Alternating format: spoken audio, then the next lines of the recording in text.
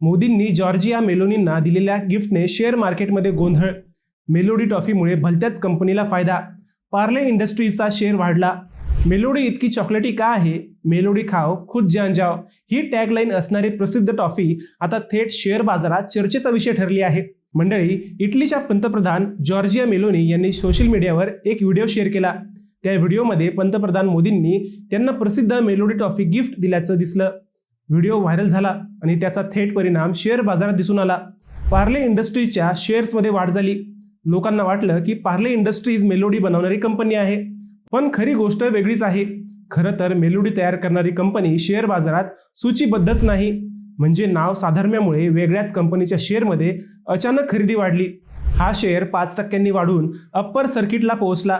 पार्ले इंडस्ट्रीजच्या बिस्किटं किंवा मेलोडी टॉफीशी काही संबंध नाही. कंपनी इन्फ्रास्ट्रक्चर आणि पेपर व्यवसायात काम करते. पण सोशल मीडिया आणि नावाच्या गोंधळामुळे गुंतवणूकदारांनी मोठी खरेदी केली आणि शेअर झपाट्याने वाढला.